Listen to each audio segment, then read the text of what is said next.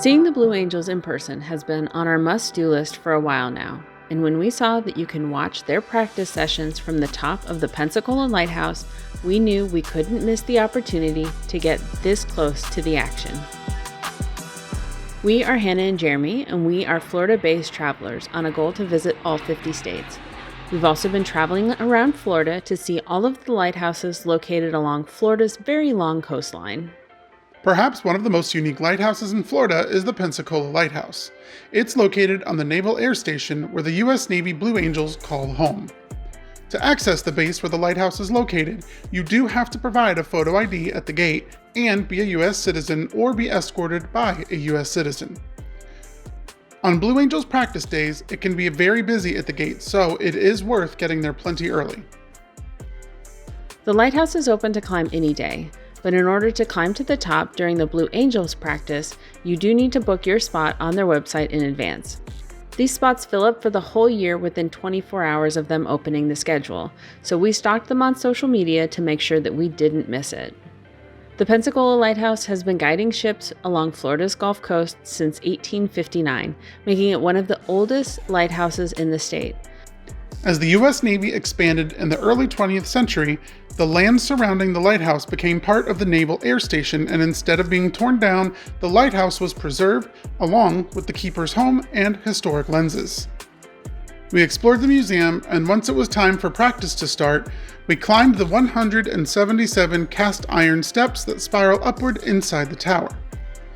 The staircase was designed with narrow treads and a central column, a practical 19th century engineering choice that kept the structure strong while allowing the keepers to make the climb multiple times a day. At the top sits the lighthouse's original Fresnel lens, a revolutionary design for its time. Made of hand-cut glass prisms, the lens could project light far out into the Gulf using way less fuel than earlier systems.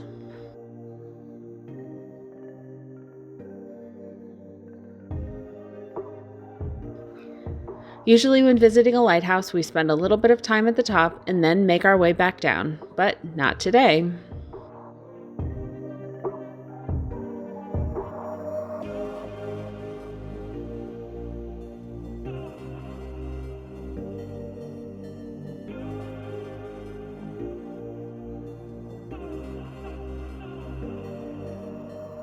The practice kicked off with Fat Albert, the massive C-130 support aircraft that signals the start of every Blue Angels flight.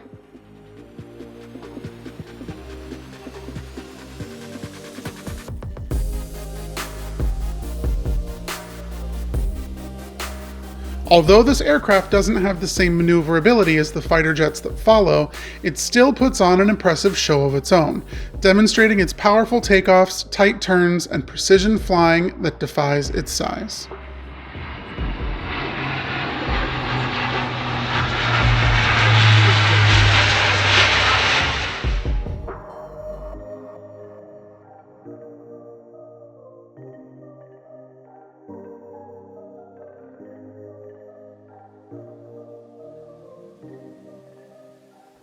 Once Fat Albert clears the skies, it's time for the main event.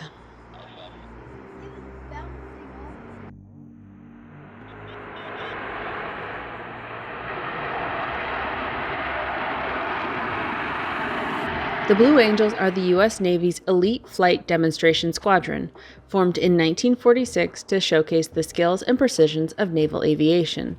They have called Pensacola home since 1954, when Naval Air Station became their permanent training base. From here, the teams train year-round in preparation for air shows and public demonstrations across the United States and around the world.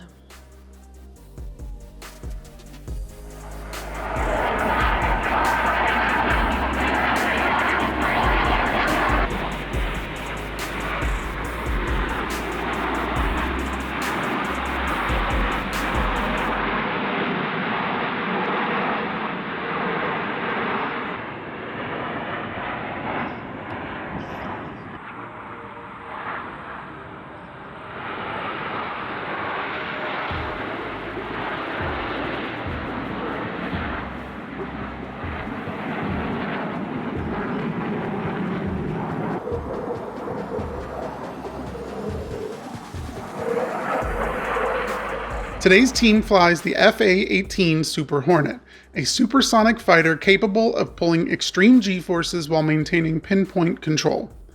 Each pilot has logged thousands of flight hours before earning a spot on the team, making this one of the most demanding assignments in military aviation. The Blue Angels are best known for their diamond and delta formations, flying as close as 18 inches apart at speeds approaching 700 miles per hour. From head-on passes to mirror maneuvers, every movement is choreographed to the second, relying on trust, timing, and muscle memory. It's a breathtaking display of precision where 6 aircraft move as one.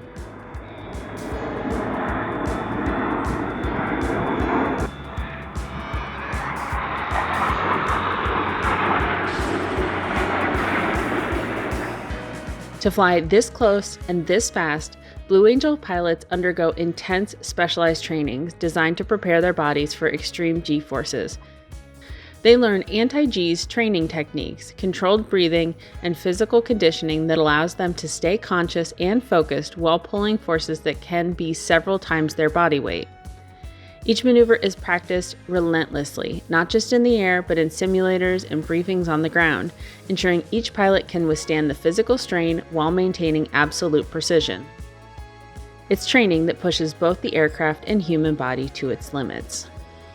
The pilots communicate via a dedicated radio frequency, with the flight leader calling out each maneuver, airspeed, altitude, and precise timing cues. While in formation, pilots rely on visual references and standardized calls rather than instruments, maintaining exact positioning through disciplined, controlled inputs.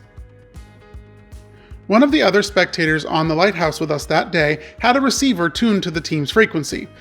This allowed us to hear the real-time commands exactly as the pilots heard them. It offered a rare insight into the level of coordination, trust, and technical precision required to fly just inches apart at such a high speed.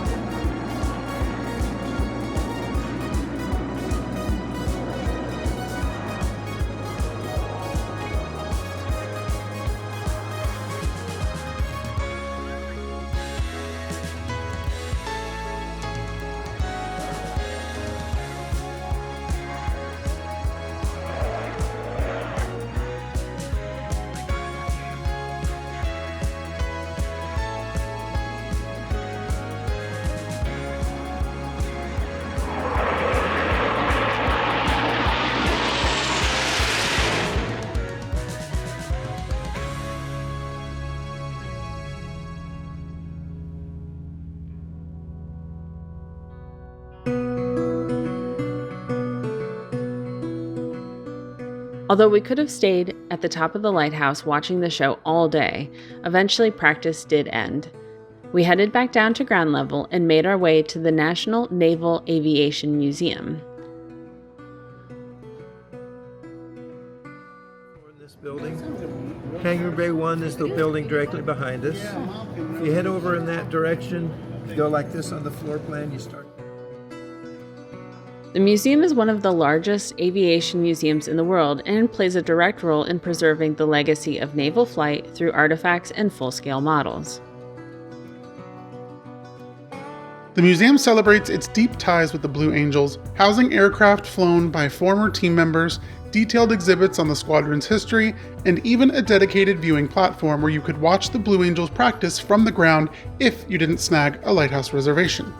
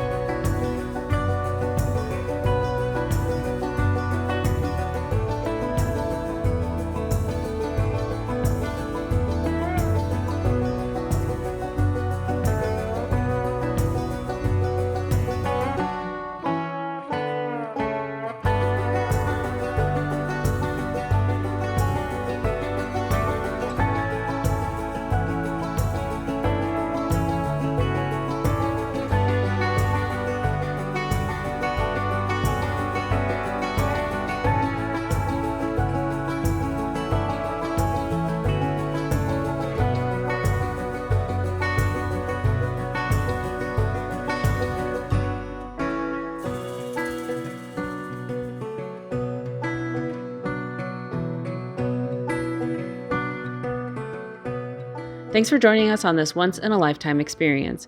We hope that you enjoyed the Blue Angels practice as much as we did. And we hope you'll subscribe to the channel to catch us on the next adventure.